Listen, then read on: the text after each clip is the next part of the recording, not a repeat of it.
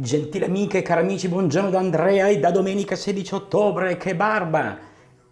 Apriamo con Radio Orte, Radio Orte è oggi il network mentre ci bagniamo che verrà portato avanti come radio locale per la salvaguardia delle particolarità territoriali e manco a dire è diffuso in streaming mentre bagno il viso per una rasatura e abbiamo qua gli inconfondibili Fabri Fibra e Colapesce Di Martino in un pezzo magistrale, quindi musica italiana allo stato puro. Oggi Trafitenil, eccolo qua, Trafitenil, trafitto da una spada. Allora mi è venuto in mente che con le Trafitenil non potremmo più usare le Lord, anche perché ho visto un'intervista di una giornalista di Repubblica dell'edizione romana che va nelle case dei VIP, è andata a casa del marito di Novella Calligaris, campionessa mondiale di nuoto degli anni 70, che è sposata con uno spadaccino che si è fatto in casa al piano terra a Roma dove abitano un'intera pedane da scherma.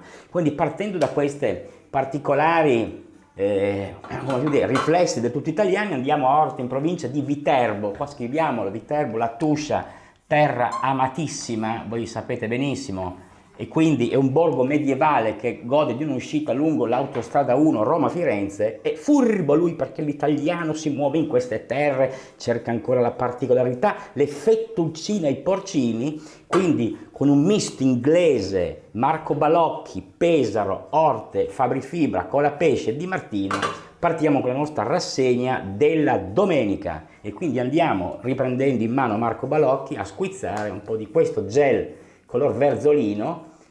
Alle domande degli amici che saluto, è meglio il Sandolor Furbo o la Proraso sangue di piccione Burma, comunque crema Proraso? Io rispondo che la crema è più classica, il gel è più moda, è più rapidità, non dovete aprire un tappo, avete uno squizzo, avete un basculante che vi va a preparare la giusta dose. E comunque, a parte gli aspetti della confezione, abbiamo un colore lucente, un gel veramente che riluce. Nell'aura algida del mattino di domenica, qua la giornata è nella piena ottobrata tirenica a Cecina, nel Livornese. Spero che la mia estrema direzionalità del mio microfono F1 non vada a percepire troppo con la pesce di Martino, se no non sentite più niente, che magari è anche un bene, perché insomma certo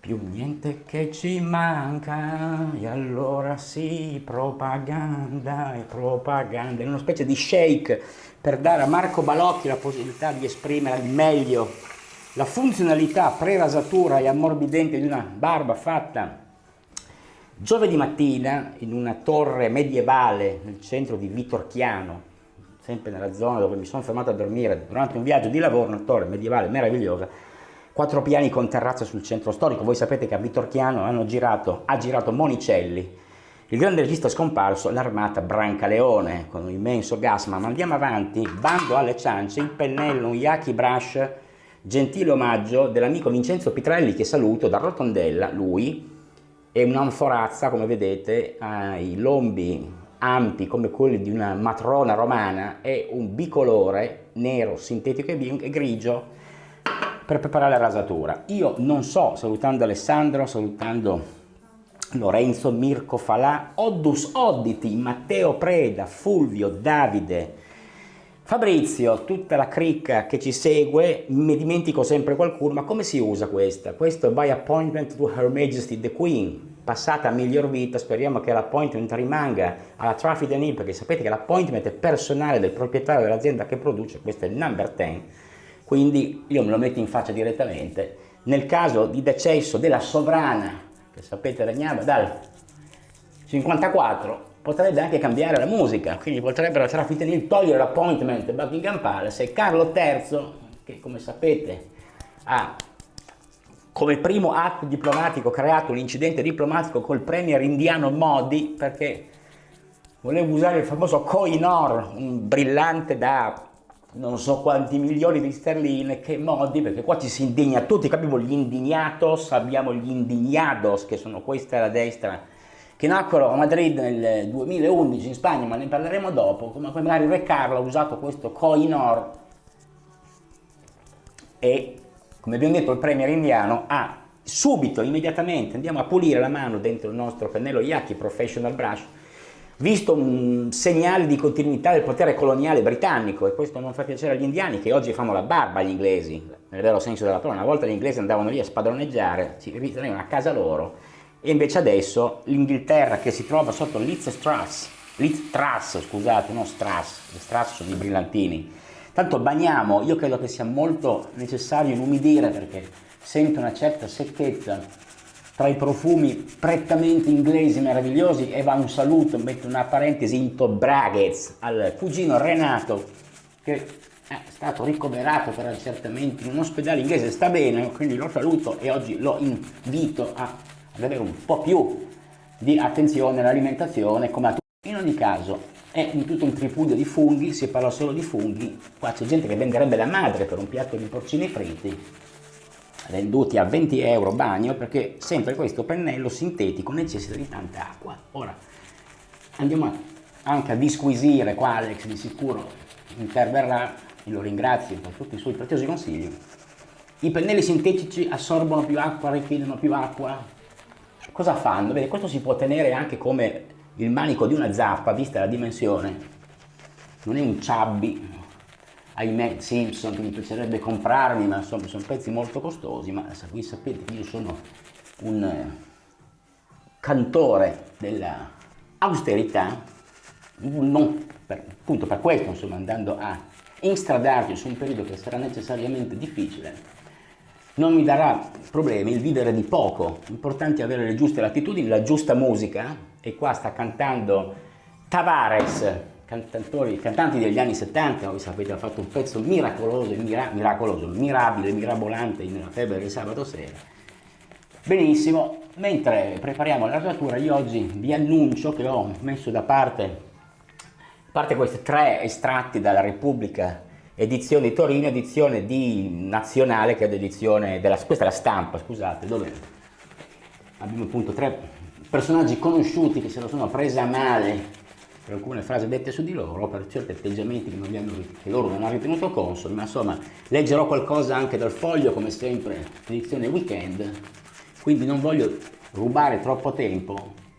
Quindi abbiamo già visto di cosa stiamo parlando, ripeto, Traffic Hill, London, St. James Street, niente, vi sto storcendo tutto, fenomenale, cioè non vi sto neanche a dire la meccanica di questi prodotti, qua si parla di creme inglesi, quindi insomma di rasoi, di barberie che si vedono in certe strade. Mi ha detto il mio barbiere giovane, che è stato in Inghilterra tempo fa, dove lo zio lavora, che ha visto una via piena di barbieri uno di fianco all'altro, e mi ha spiegato che in questa strada di Londra ogni barbiere fornisce la sua etnia, cioè c'è il barbiere per i cingalesi, per i cinesi, per gli europei, per gli inglesi, si vede che hanno dei tagli diversi.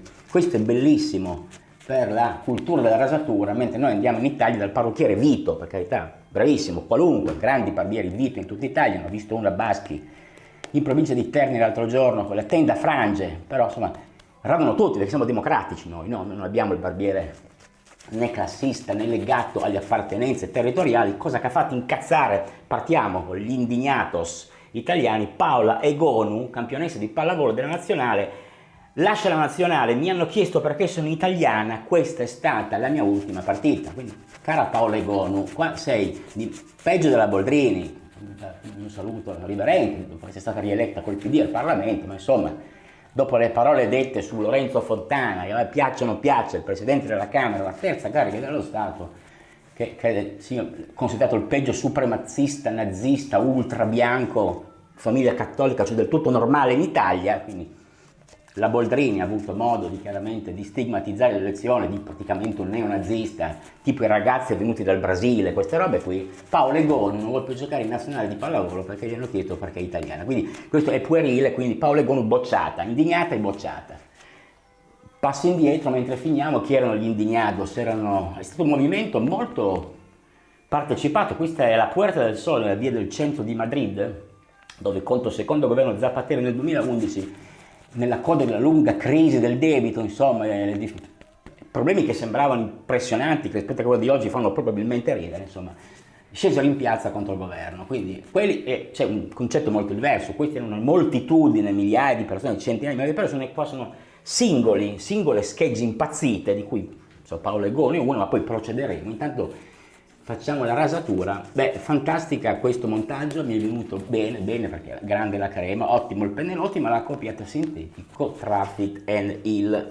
Quindi lasciamo, bando alle ciance perché, come sapete, vi ho detto che ciancia ne farò quest'oggi, chiederò un po' più di attenzione, un po' più così di curiosità, di predisposizione alla curiosità di quello che vi leggerò, e andiamo a Rade Stuart, eccolo qua, bellissimo, Icon X3 Slant Bar, già visto, manico ponderoso, 3 anelli, zigrinati per una presa perfetta, satinato liscio, rastrematura e testa storta con 2 esposizioni, questa che è la più grande che userò io perché l'altra, che è questa, a me non serve assolutamente a niente perché non mi taglia la barba. Ve lo faccio vedere come un monolito dentro un rendering artigianale dentro il cesso di casa mia. Quindi le Lord, abbiamo detto, scusate vado fuori campo,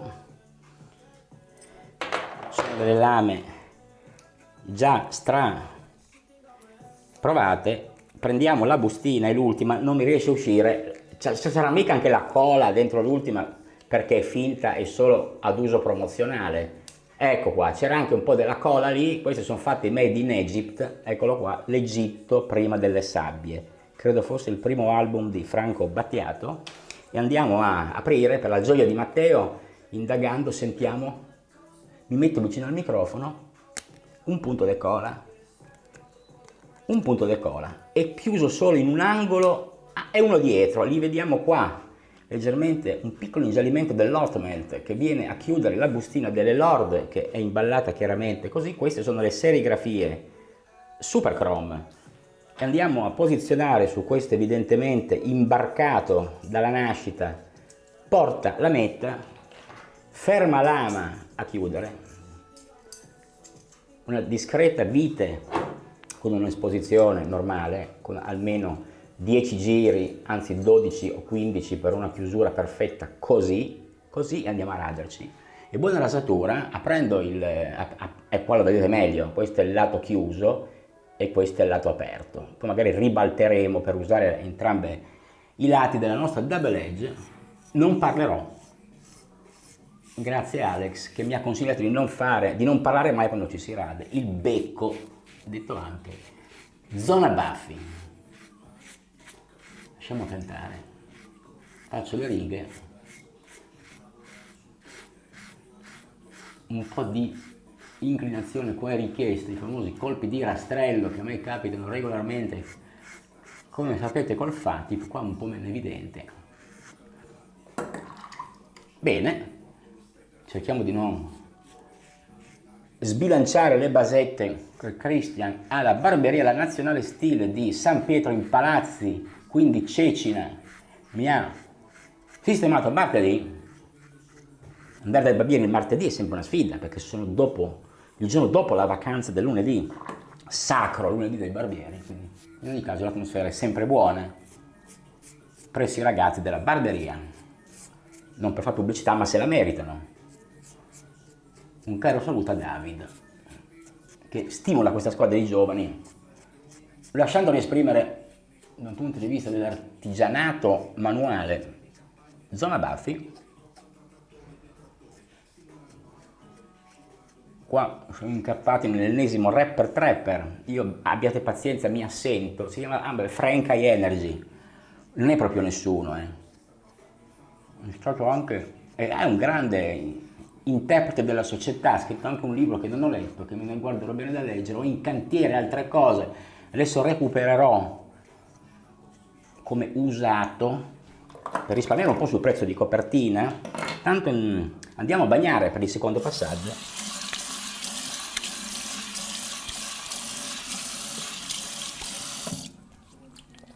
Dicevo, andrò a recuperare La società signorile di Massa, un libro uscito 2 anni fa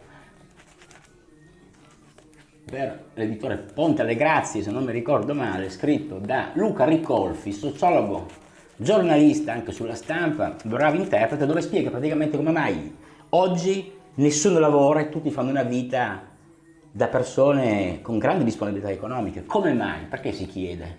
La società signorile di massa. Saranno le vecchie eredità? Non so, 20 anni fa non si faceva questa vita, non si vedevano 25 anni alla guida di vetture da 40.000 euro nuove di concessionario, sarà anche il noleggio a lungo termine, l'indebitamento fino all'estrema unzione per comprare macchine tedesche, ma qui girano solo su auto tedesche, bianche. Poi va molto il bianco, forse perché nella mia città c'è una casa bianca con un glicine in fiore. Cantava il compianto Pino Mango da Lago Negro in Basilicata, purtroppo morto prematuramente dopo aver scritto canzoni bellissime. In ogni caso, il secondo passaggio è stato completato. So che siete rimasti molto incuriositi dal perché, oltre Paolo Egonu, io ho messo un indignato. Questo è il grattacielo della regione Piemonte che verrà a breve occupato dai dipendenti, oltre 2.500 persone, non so, una follia. Massimiliano Fuchs, Sarchistar Romana, che se l'è presa, che gli hanno fatto progettare, poi a un certo punto sono cambiati i presidenti delle regioni e poi non lo facevano più neanche entrare nel cantiere, lui che aveva progettato. Lui si è incazzato come una bestia e ha detto: io non ammetto quelle modifiche, non ammetto il cemento al posto del vetro, insomma ci sono alcuni punti che hanno fatto inviperire, visto che oggi si battezza la nuova sede della regione l'Archistar Sparazero, e avendo chiuso l'accesso lui ha chiaramente finito in causa e ha detto che ha rinunciato agli ultimi 4 milioni che erano il valore della sua consulenza. Gli ultimi 4, non so quanti ne aveva presi prima, ma indagate su internet, c'è tutto e capirete. Massimiliano Fuchs quanti motivi ha di essere indignato, però vedete l'atteggiamento. Anche lui, nella sua casa è stata visitata in questa rassegna su Repubblica Roma, se vi interessa vi dirò, perché chiaramente immaginate casa Fuchs a Roma cosa deve essere, ma io non mi voglio dilungare. Mentre l'ultima indignata, mentre noi abbiamo passato per la seconda volta il nostro Traffic and Hill, è Giorgia Meloni, che è personaggio chiaramente sulle prime pagine dei giornali, poi lo vediamo con un occhiale diverso, insomma, mi seguite, un giornalista che sembra Guzzanti. A destra di sgelo ancora lontano, Meloni, Silvio deve scusarsi.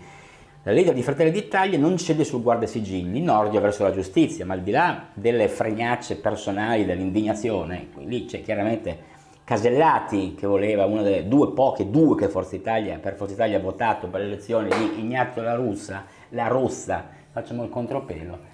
Quindi tutti sono arrabbiati, anch'io mi indigno, ma quando mi indigno io mi dicono che sono un vecchio.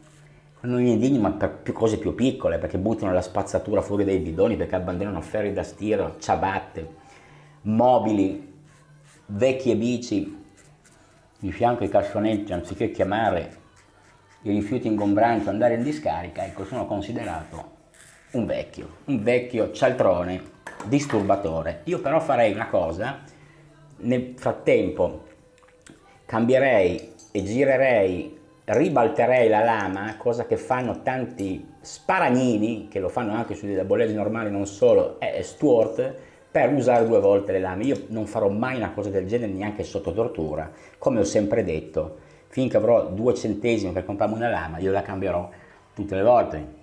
Alessandro Nurse mi dice: non fare mai contropelo nella zona Baffi e non parlare. Quindi passaggio e obliquo, è vero, è molto delicata. Qua invece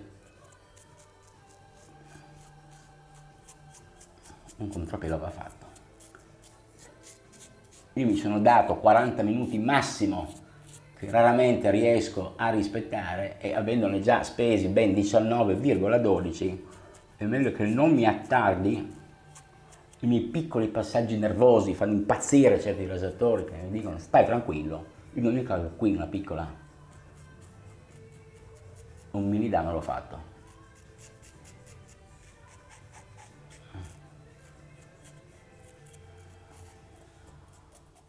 Ecco qua, sto facendo quello che non devo, perché poi è la forza dell'abitudine. Quindi contrappelo su zona Baffi, terzo passaggio.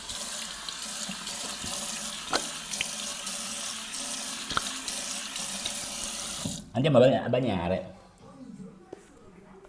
Qua c'è stato nella notte, ieri sera, una notizia che è passata quasi a mezzanotte: attentato alla base militare del poligono di Belgorod, 11 morti in Ucraina.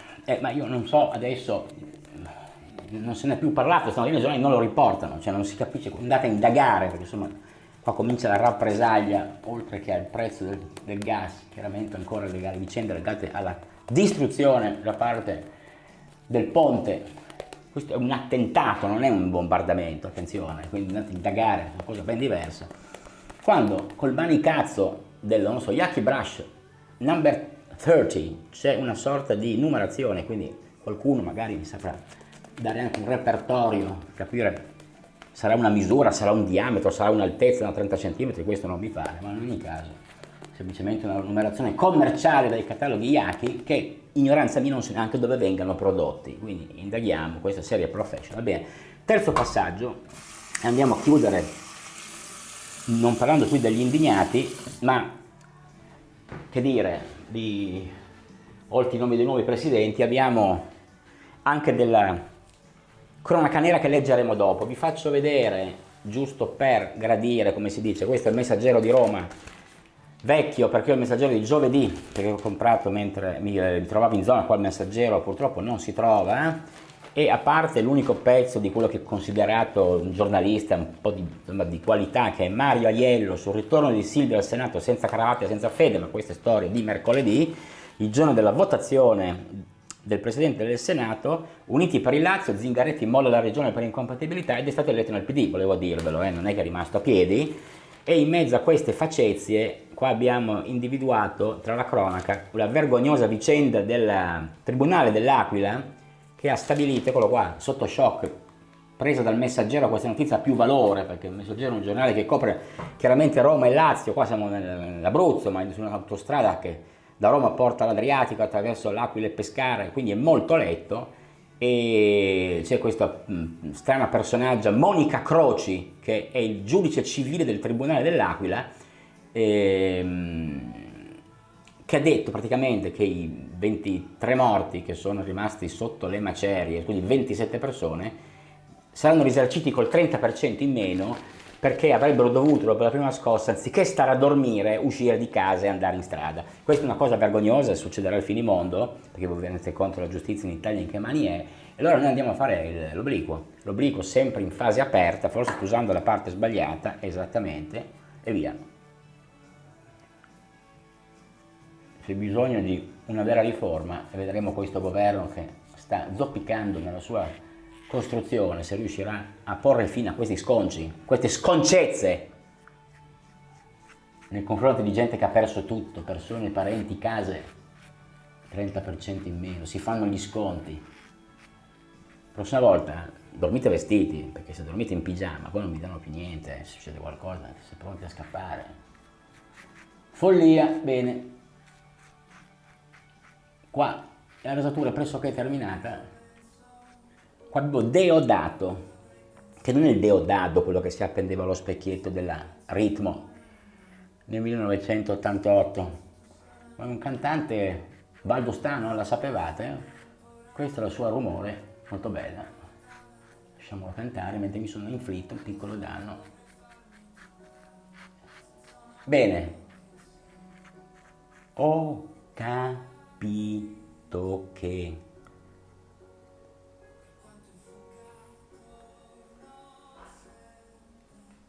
torno sempre in te, che fai rumore qui dove?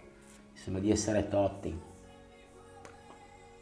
Va bene, bando alle fregnacce, che ne diciamo già troppe, ne dico già troppe, insomma, so che questo fa parte del vostro momento di loisir domenicale, e prima di andare a dare un prebarba vi do una piccola chicca che nella cura dei capelli non voglio diventare un dilerniano, perché io mi faccio la barba, non sono qui per far vedere i miei capelli che sono miei, sono veri.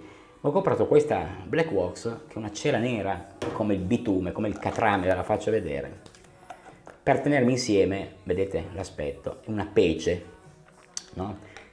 Prodotta da Cosmile, via delle Gerbere a Roma, a cui ho chiesto anche un appuntamento, perché io vendo materie prime nel campo delle cere naturali, non mi hanno neanche risposto. Poi, visto che era molto nera, diventavo nero, un po' come i capelli di Silvio Berlusconi, che però li ha marroni, sembra la testa di legno del Pinocchio di Comencini, ho preso questa L'Oreal classica bianca, che è niente di più che una classica crema per fissaggio medio, e ho fatto un mix visto che i capelli sale e pepe, ho mixato con una percentuale 3/4, 2/3 di questa e 1/3 dell'altra, e pettinando con questo prodotto cinese, vedete, quando comincerò a parlare troppo di queste cose ditemelo che la pianto lì, un pettine a denti larghi, mi sono fatto la mia couture della domenica 16 ottobre, quindi che barba, con i capelli, con le gel e con l'età, cari amici, e quindi lasciamo, allora, aftershave, perché qua acqua fredda, abbiamo finito la rasatura, non possiamo tenere la pelle sguarnita di prodotti acconci, a fare un replenish dopo l'attacco del Lord, la spadaccino. Bene, è sempre la parte più bella di rimuovere la parte che è rimasta anche di pelle morta di questo peeling, che è la rasatura tradizionale amatissima, conferisce mentre vi fate la barba. Fantastico. Sì.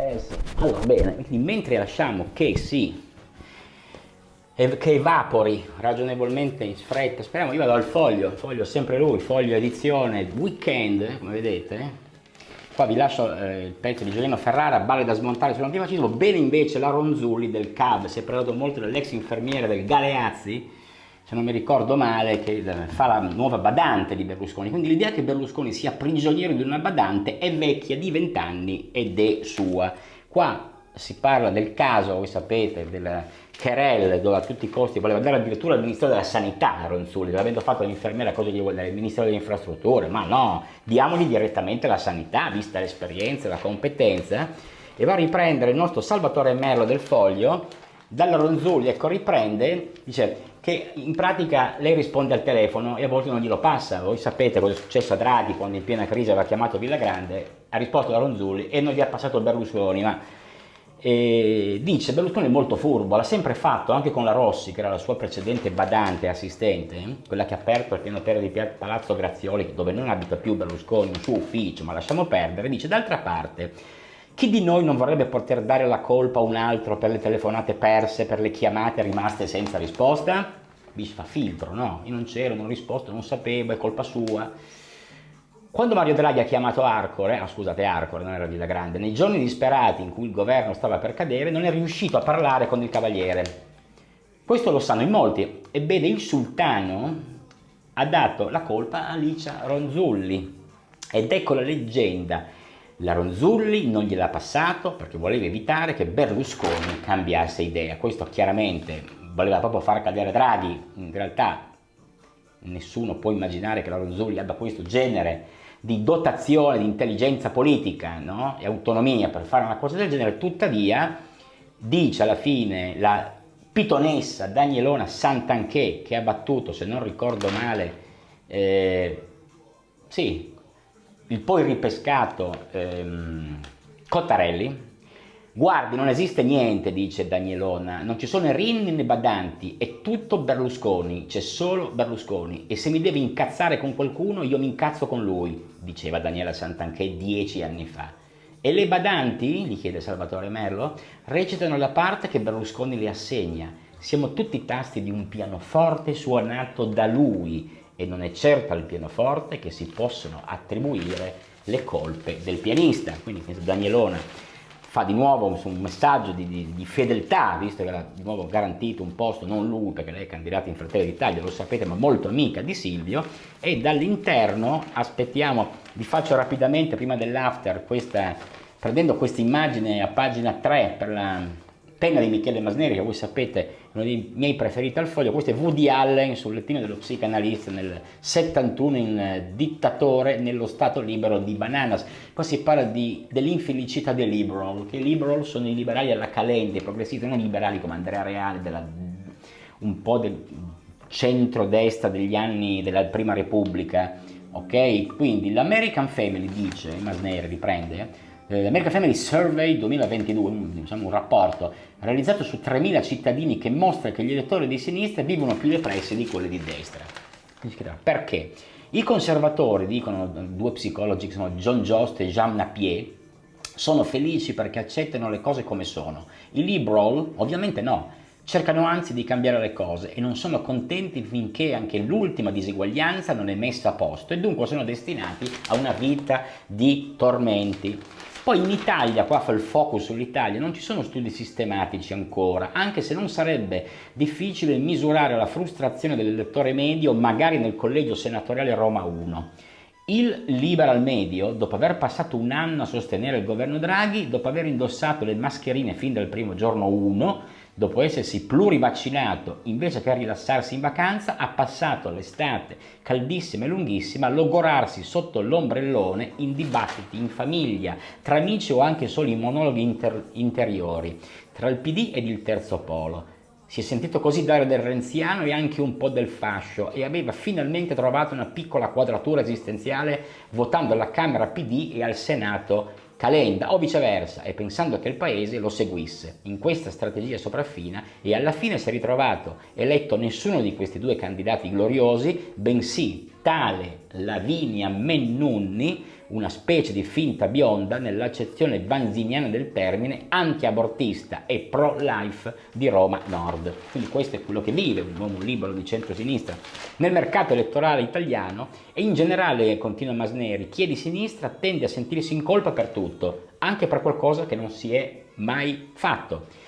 Il liberal italiano ha infatti questa peculiarità, si sente responsabile di tutto il male del mondo e quindi ha una dissonanza cognitiva ed è convinto che il suo drammatico processo decisionale riguardi l'umanità intera. In realtà non se lo fila nessuno e come sul lettino dello psicanalista si ritrova poi a non sapere cosa fare. Sorvolo su alcuni pezzi, questa è Pamela Prati nel Grande Fratello che balla con Alessia Macari e Bosco Cobos, ma voi sapete di cosa parlo, io mi rifiuto di leggere articoli che sarebbero anche interessanti dal punto di vista sociale e vado a chiudere, ma prima cerco di mettere un after, così corro, guardo il timing, mi spavento, le farfalle di Nabokov le saltiamo e andiamo direttamente ai figli del disamore. Chi sono questi due? Vi do soltanto, mentre vi faccio vedere, Ita Airways è comprata l'intera pagina e non sarà solo quella del foglio, con una sorta di pippone con l'aereo, con l'ivrea e con le frecce tricolori. Abbiamo appena compiuto un anno e io dico, e siete già ricoperti di debiti, quindi andiamo avanti, debiti con lo Stato italiano, che saremo noi, questo per chi si fosse dimenticato, i capitani coraggiosi. Da Colaninno, padre, agli altri hanno devastato la compagnia di bandiera. Questi, per dirvi chi sono Cristiana Capotondi e Andrea Pezzi in questa foto sul red carpet di Venezia nel 2019. La coppia si è separata l'anno scorso. Questa sembra una specie di Amedeo Matacena con un ricordo del compianto ex politico calabrese di Forza Italia e andiamo a fare che cosa oggi? Oggi è un falso storico, visto che siamo furbi, noi mescoliamo, teniamo l'azzurro, teniamo ancora alto il livello del patriottismo con questo color anice, color, come si chiamano? Ginevrone, voi vi ricordate, Serenate in ascolto sa di cosa parlo, questo in realtà è un falso perché è una bottiglia da 100 ml del Furbo Smart. Questo che è ivi contenuto con un colore decisamente più intenso, lo Smart è un colore più acqua chiara, è il vintage, quello che si vende in boccetta con pompa da 350 ml che non ho qui, però io l'ho messo in questa bottiglia per usarlo e lo tengo nella valigia con cui mi sposto nei miei viaggi di lavoro, quindi negli alberghi uso solamente in questo periodo finché non l'ho terminata uno Smart riconfezionato, buono. Questa fragranza è piuttosto persistente, anche se nelle recensioni dicono che non lo sia, ma mi era già stato detto in ufficio dove condivido lo spazio con due colleghi che magari ne avessi usato un po' meno la mattina, perché lo uso anche quando sono a Torino, magari poteva essere un po' meglio, un po' meno, non invadente, però come dire, insomma, può non piacere. L'altro giorno un mio collega ha aperto la finestra mentre io mi ero assentato un attimo per andare a prendere un caffè, torna e mi ha detto sentivo odore di detersivo. Vabbè, secondo voi sa di detersivo? No, Marco Balocchio che ci sei? Boh, io dico di no.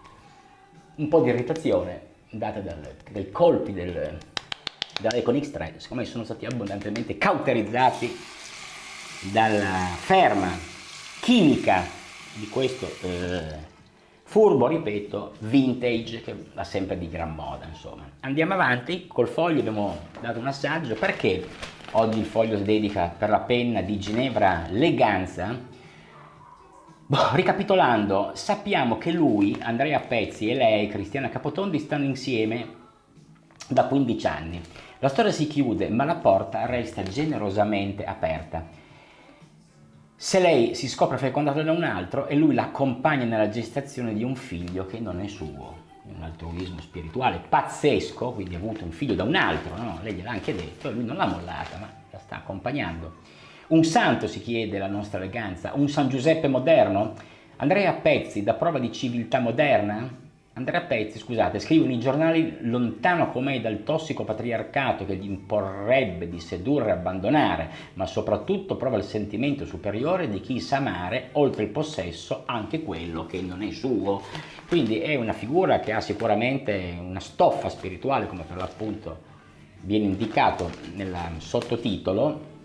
E andando avanti qua si pare che da uno studio si dividono le coppie, i soggetti, che si dividono in ilici da Heil materie, in psichici e pneumatici. Ecco, senz'altro i più rari, gli uomini pneumatici, capaci di incassare schiaffi e come fossero aliti di vento e di prendere la vita come fosse pneuma, appunto. A quest'ultima eletta categoria sembra appartenere l'imprenditore DJ Ravennate Andrea Pezzi, che è il qui presente.